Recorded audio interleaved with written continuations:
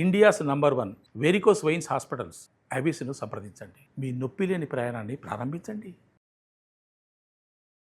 అందరికీ నమస్కారం. నా పేరు మాధురి. మీరు చూసింది సుమన్ టీవీ నెట్వర్క్. ఈ రోజు మనతో పాటు ఉన్నారు ప్రముఖ ఆధ్యాత్మికవేత్త, జ్యోతిష పండితులు బ్రహ్మశ్రీ బాలచంద్ర శర్మ గారు. నమస్కారం గురువు గారు. నమస్కారం. గురుగారు, పూరి జగన్నాథ్ రథయాత్ర మనకి ఆషాఢ మాసంలోనే ప్రారంభం అవుతుంది కదండి. ఎన్నో శతాబ్దాల చరిత్ర కలిగింది ఈ రథయాత్ర. అసలు దీని వైశిష్యం గురించి, అసలు రథయాత్ర ఎప్పుడు ప్రారంభమైంది అన్న విషయాలు తెలుసుకోవాలనుకుంటున్నామండి. శ్రీమాత్రే నమః, శ్రీ గురుభ్యో నమః.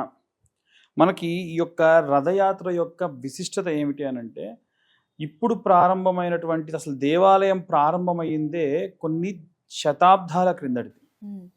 12వ శతాబ్దంలో రాజా అనంతవర్మ గంగదేవ్ అనేటువంటి ఆయన ప్రారంభిస్తే, ఆయన మనవడైనటువంటి భీమ్దేవ్ అనే ఆయన దాకా వచ్చేంత వరకు కూడా నిర్మాణం కొనసాగించారు. ఒక జనరేషన్ పట్టింది అయితే. ఖచ్చితంగా ఒక 2 జనరేషన్లు, కొడుకు తర్వాత తర్వాత మనవడు. మనవడు. కాబట్టి ఆ తర్వాతకి ఆ స్వామివారి యొక్క దేవాలయంలో విశేషమైనటువంటి సంఘటనలు, విశేషమైనటువంటివి చాలా ఉన్నాయండి. నేను అన్ని చెప్పగలనో లేదో మ్యాక్సిమం ట్రై చేస్తా చెప్పేదానికి. అయితే ఆ దేవాలయంలోకి ముఖ్యంగా ఏంటంటే, హైందవ మతానికి ఇతరులు ఎవరిని కూడా రానియరు. గాంధీజీ లాంటి వారిని కానీ, అంటే గాంధీజీ గారిని ఎందుకు రానివ్వలేదంటే, మౌంట్ బ్యాటన్ గారితో ఆ రోజు విజిట్ చేయడం వలన ఆయన రానివ్వలేదు.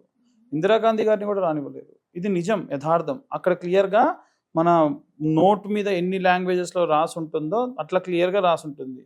మీరు హైందవ మతాన్ని గౌరవించి, రెస్పెక్ట్ చేసి, బొట్టు పెట్టుకొని, సాంప్రదాయ వస్త్రములు ధరించి మీరు హైందవులు అయితేనే దీనిలోకి రాగలరు. రాసి ఉంటుంది, అన్ని లాంగ్వేజ్లో రాసి ఉంటుంది. అలాగే ఆ దేవాలయానికి విగ్రహం ప్రతిష్ఠించడం కూడా ఆ రాజు, ఈ రాజా వర్మ గారి యొక్క స్వప్నంలోకి స్వామివారు వచ్చి, ఇక్కడ విగ్రహం, ఇక్కడ ఒక దేవాలయాన్ని కన్స్ట్రక్షన్ చేయండి అని చెప్పారు. మరి విగ్రహం తీసుకురావాలి కదా అని అక్కడ దగ్గరలో ఉన్నటువంటి ఒక అడవి ప్రాంతంలో నీలమహాదేవుడిగా స్వామివారు ఎన్నో వేల సంవత్సరాల నుంచి అప్పటికే కొలువు పొందుతున్నారు. కాబట్టి అక్కడ ఉన్నటువంటి ఆ కోయ జాతికి రాజు పేరు, ఈ సంవత్సరం పేరే విశ్వావసు.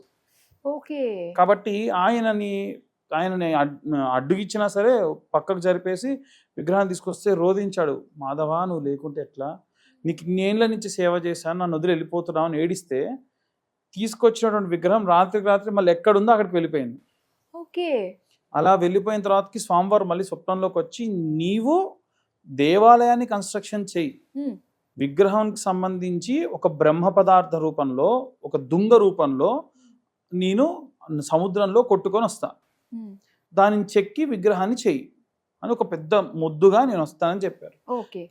గుడి కన్స్ట్రక్షన్ అనేది కొనసాగుతుంది, మొద్దు దొరికింది. ఎంతో మంది శిల్పులు దాన్ని చెక్కుదామని ప్రయత్నించినా అది మాత్రం ఉలి లోపలికి దిగట్లా.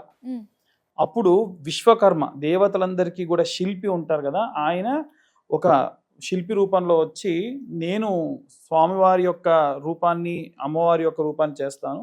ఇక్కడ విశేషత ఏమిటి అని అంటే, ఎక్కడైనా సరే లక్ష్మీనారాయణులు, శ్రీదేవి, భూదేవి సమేతంగా ఇలా ఉంటారు కదా, ఇక్కడ మాత్రము బలభద్ర, అలాగే స్వామివారు, అలాగే బలరాముడు, అంటే సుభద్ర చెల్లెలతోని అన్నగారితోని స్వామివారు ఉంటారు.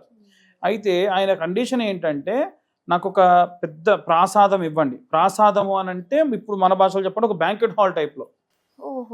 సో అలాంటిది ఒకటి ఇవ్వండి, దాంట్లో నేను కూర్చొని ఈ పని ప్రారంభిస్తా. ఎట్టి పరిస్థితుల్లో నేను చెప్పేంత వరకు ఎవ్వరు కూడా లోపలికి వచ్చి చూడకూడదు అని కండిషన్ పెట్టారు. సరే అన్నారు. వీళ్ళకి యాంగ్జైటీ ఆగట్లా. 21 రోజులైంది, తిండి ఆహారం ఏమీ లేదు. లోపలికి వెళ్ళిన వ్యక్తి, ఆయనకి ఏమైనా అయ్యి ఉంటే పక్కనున్న వాళ్ళు చెప్తారు కదా, ఏమొచ్చేవి కాదు, ఏంటి అని చూద్దాం వెళ్ళిపోతే, అందరూ చూస్తుండగా ఆయన అలా వెనక్కి వెళ్ళిపోయి అదృశ్యమైపోయారు. ఆ విగ్రహ రూపాలన్నీ కూడా సగం దాకానే చెక్కి ఉన్నాయి. వాటిని అలాగే తీసుకొచ్చి ప్రతిష్ఠించారు. కాబట్టి ఈ పూరి జగన్నాథ్ ఆలయంలో రథయాత్ర ప్రారంభమయ్యేటప్పుడు కూడా ఈ రాజుల వంశీకులు ఎవరైతే ఉన్నారో వారి వంశం వారు ఇప్పటికీ కూడా బంగారు చీపురితోని అక్కడంతా కూడా ఊడుస్తారు. 56 రకాలైనటువంటి నివేదనలతోని స్వామివారికి నైవేద్యం, 56 రకాలైనటువంటి బియ్యాలతోని. ఒరిస్సా అంటే చాలా మంది ఇల్లిటరేటెడ్, అక్కడ ఏది ఉండదు అనుకుంటారు కదండి. మా స్నేహితుడు ఒకతను అక్కడ పిహెచ్డి చేస్తున్నప్పుడు తెలుసుకొని నాకు విషయం చెప్తే షాక్ అయ్యా. 185 రకాలైన బియ్యం ఉంటాయి అక్కడ. అన్ని ఉంటాయా అనిపిస్తుంది అసలు. మనకి ఇవాళ రేపు నవారా రైస్ అని చెప్పి, అంటే రెడ్ కలర్ రైస్, కాలా బ్లాక్ రైస్, సఫేద్ రైస్ వచ్చేసి శుక్ల రైస్ అని చెప్పేసి. అంటే శుక్లం అంటే మామూలు తెలుపు కాదండి, తెల్లటి తెలుపు. ఇలా 195 రకాలైనటువంటి బియ్యాలు ఉంటాయి. దాంట్లో 56 రకాలు మేలిమి జాతి యొక్క ఉన్నటువంటి ఈ బియ్యపు వడ్లు. అవి ఒరిస్సా ప్రాంతంలో మాత్రమే పండుతాయి. మీరు తీసుకెళ్ళి ఎక్కడ వేసినా పండవు. అది అందుకని స్పెషల్ అనమాట, అక్కడ మాత్రం పండుతాయి. వాటితో స్వామివారికి నైవేద్యం పెట్టి, ఆ నైవేద్యం కూడా ఒక కుండ పైన ఇంకొకటి, ఇంకొక కుండ పైన ఇంకొకటి పెట్టి, ఈ ఆవిరితోని కింద ఒకటి పైన ఒకటి, అలా కింద ఉన్నది మాడిపోతుందా అలా మాడిపోదు. అలా ఈ ప్రసాదం వండేటప్పుడు వాసన రాదు. కానీ ఎంత ఆశ్చర్యం అండి అసలు, ఈ ప్రసాదం దగ్గరే పై కొండ ఉడుకుతుందంట కదా ఫస్ట్ కింద కంటే. అవును, ప్రసాదం వాసన రాదు. ఒకవేళ ఎవరైనా తినాలని ప్రయత్నించినా రుచి ఉండదు. ఒకసారి ఈ పూరి జగన్నాథ ఆలయంలో నైవేద్యము ఒక ఆమెకు స్వప్నంలో కనిపించి, ఆమె నాకు స్వామివారు కనిపించారు, రోజు నేను నైవేద్యం పెడతా అని చెప్పంటే సరే అని చెప్పేసి పర్మిషన్ ఇచ్చారు. ఆమె సరే అని చెప్పేసి నైవేద్యం వండి తెచ్చిచ్చేది. ఒకరోజు ఆమె కనిపించింది, రుచిగా ఉందో లేదో మాధవ అంటే తిని చూడు అన్నట్టు వినిపించిందంట. తిని చూసింది, బాగుందని చెప్పేసి పంపించింది. ఆ తర్వాతకి ఈ విషయం తెలుసుకొని చూసి చాలామంది అసలు ఆమెను ఇంకా ప్రసాదం పంపించొద్దని చెప్పేసి ఆపేస్తే, ఏ ప్రసాదము కూడా అక్కడ స్వామివారి కైంకర్యం అవ్వలేదట. పెట్టింది పెట్టినట్టుగా ఆగిపోయింది. ఆ తర్వాత ఇప్పటికీ స్టిల్ ఆమె ఇంటి నుంచి ప్రసాదం అనేది వస్తుంది స్వామివారికి. ఆమె జనరేషన్స్ ఇంకా వాళ్ళు పంపిస్తూ ఉంటారు. అలాగే ఈ ప్రసాదంలో విశిష్టత మిగిలిపోతుంది కదా. 56 రకాల అన్నాలతోని వండుతారు, మరి ఎలా మిగులుతుంది కదా అంటే, ఆ అన్నం మొత్తాన్ని ఆలయంలోనే ఎండబెట్టేస్తారు. మనకు లడ్డు ప్రసాదం ఎలా ఇస్తారో, ఈ ఎండిపోయినటువంటి బియ్యపు అన్నం గింజలను మనకు పంపిస్తారు. మనం దాన్ని మళ్ళీ ఇంటికి తీసుకొచ్చుకొని మనం మళ్ళీ హాట్ వాటర్లో వేసుకొని లేదా డైరెక్ట్గా అయినా సరే ప్రసాదంగా తీసుకోవచ్చు. ఇది ఇప్పటికి మీరు పూరి జగన్నాథ ఆలయం నుంచి వచ్చినటువంటి, ఆ క్షేత్రం నుంచి వచ్చినటువంటి ప్రసాదాన్ని చూడండి, మనకు ఎండిపోయిన బియ్యం ఎలా ఉంటుందో అవే బియ్యంగా పంపిస్తారు.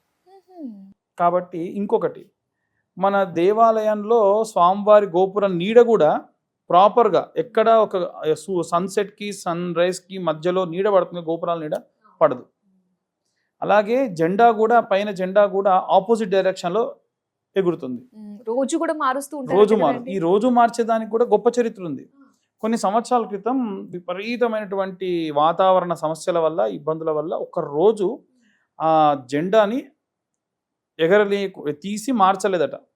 45 అడుగుల ఎత్తుని సాధారణ బ్రాహ్మణుడు అంత పైకి ఎక్కి ఆ జెండాను మారుస్తారు. మార్చకపోతే 18 సంవత్సరాలు స్వామివారికి సేవలను ఆపేశారు. అంటే రోజు మార్చాల్సిందే. ఒక్కసారి మార్చకపోయినా 18 సంవత్సరాలు ఆ యొక్క దేవాలయంలో ఉన్న సేవలను ఆపేస్తారు. సో ఇన్ని విషయాలు ఉన్నాయి, చాలా మందికి తెలియదు. స్వామివారి రథచక్రాలు కూడా జగన్నాథ రథచక్రాలు వస్తున్నాయని చెప్తారు. ఈ జగన్నాథ రథచక్రాలు, జగన్నాథుడి యొక్క రథము ఆషాఢ శుక్ల విధియ నాడు ప్రారంభమై 9 రోజుల పాటు ఈ యొక్క రథయాత్ర అనేది కొనసాగుతుంది. విశేష జనం. మీరు ఇంకొక విషయం అండి, మనకి ఇవాళ రేపు బెంగళూరులో ఐపీఎల్ టీంకి జనాలు వస్తే స్టాంపేడ్ అయింది, కుంభమేళాలో కూడా అయ్యింది. మన దగ్గర హైదరాబాద్లో కూడా అల్లు అర్జున్ గారు వస్తే స్టాంపేడ్ అయింది అంటారు. ఎప్పుడైనా జగన్నాథ రథచక్రాలు వచ్చేటప్పుడు జనాలు ఎవరైనా మరణించారని విన్నారా అండి? ఎప్పుడు అసలు రాలేదండి అలాంటి. కాబట్టి అంత విశేషం. ఆ రథచక్రాలు కూడా స్వామివారి యొక్క రథచక్రాలు 16 చక్రాలు ఉంటాయి. అలాగే సుభద్రాదేవికి వచ్చేసరికి 14 చక్రాలు ఉంటాయి. బలరాముడికి వచ్చేసరికి 12 చక్రాలు ఉంటాయి. 2 చక్రాలు తగ్గుతూ వస్తాయి. 3 రథాలు కూడా వస్తాయి. అబ్బా! కాబట్టి ఇంత విశేషమైనటువంటిది. ఈ వంశీకులు ఆ బంగారు చీపురుతో ఊడవడం కానీ, ఇంకోటి స్వామివారి యొక్క హృదయం ఇప్పటికీ అక్కడ ఉంది అని, అదే బ్రహ్మ పదార్థం అంటారు. అది మార్చేటప్పుడు అర్చక స్వాములు కూడా కళ్ళకు గంతలు కట్టుకొని వెళ్ళి మారుస్తారు అని అంటారు. అయితే ఈ పూరి జగన్నాథ స్వామి ఆలయంలో గతంలో అక్కడ ఉంటారు కదండి, ఇప్పుడు మన దగ్గర ఎలా అయితే అన్నమాచారులు, అలాగే త్యాగరాయులు, అలాగే ఎలా ఉన్నారో కాలజ్ఞానానికి సంబంధించి రాశారు. మన ఈ 2025 సంవత్సరంలో అత్యంత ప్రమాదకరమైనటువంటి సంఘటనలు జరుగుతాయన్న సంగతి కూడా రాశారు. ఇది జరిగే ముందు స్వామివారి జెండాలు కట్టినటువంటి ఆ గోపురానికి గద్ద వచ్చి నోటితో ఖర్చుకొని అపసవ్య దిశలో ప్రదక్షిణ చేస్తుందని కూడా రాశారు.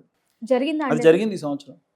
ఓ చాలా మంది ఇది అపశకునం, దాంట్లో కాలజ్ఞానంలో కూడా ఉంది అని అంటే కొట్టేశారు చాలా మంది. ఉమ్, కానీ మనం జనవరి నుంచి చూసుకుంటే ఇప్పటి వరకు అన్నీ జరిగాయి.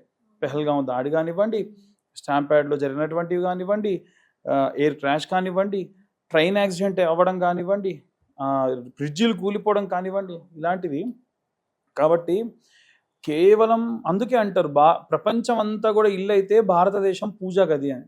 ఉమ్, కాబట్టి మన భారతదేశంలో ఉన్నటువంటి హైందవ ధర్మానికి సంబంధించిన ఆచారాలు, వ్యవహారాలు, లేకుంటే పురాణ ప్రాశస్త్యాలు, దేవాలయానికి సంబంధించిన విశేషమైనటువంటి సంఘటనలు చాలా ఉంటాయండి. ఇంకా చాలా ఉన్నాయి. నేను మీ దాకా తేవడం కొంతవరకు మాత్రమే తీసుకొచ్చాను అనమాట. అసలు అడుగున అద్భుతాలే ఈ పూరి జగన్నాథ స్వామికి సంబంధించి. ఆ జగన్నాథ రథయాత్రలోనే కాదండి, మీరు ఎప్పుడన్నా మనం ఎలక్షన్స్ టైంలోనో ఎప్పుడన్నా తిరుపతికి వెళ్తే కాస్త రద్దీ తక్కువ ఉంటుంది. అక్కడ మాత్రం అలా కాదండి. మీరు ఎప్పుడు వెళ్ళండి వేల సంఖ్యలో జనాలు ఉంటారు. వేల సంఖ్యలోనే జనాలు ఉంటారు. అబ్బా ఎప్పుడన్నా జనాలు లేకుండా ప్రశాంతంగా వెళ్ళి చూద్దామంటే అది కుదరదు. నేను యాక్చువల్గా అదే అడుగుదాం అనుకున్నాను. ఇప్పుడు ఎలాగో రథయాత్ర కదా, ఇప్పుడు ఎలానో మనం వెళ్ళగలమా, స్వామిని చూడగలమా అన్నట్టు ఇప్పుడు చాలా అనిపిస్తుంది. ఉంటారు. ఆ, సాధారణ సమయంలో కాస్త తక్కువగా ఉంటారు అంతే తప్ప అసలు మామూలుగా అసలు ఎవ్వరూ లేకుండా వెళ్ళినట్టు మాత్రం అస్సలు ఉండదు. Okay okay. కాబట్టి అంత విశేషమైనటువంటిది ఈ జగన్నాథ స్వామి యొక్క రథయాత్ర, స్వామివారికి సంబంధించిన ఆలయ ప్రాశస్త్యం. చాలా చక్కగా మాకు వివరించినందుకు ధన్యవాదాలు గురువు గారు.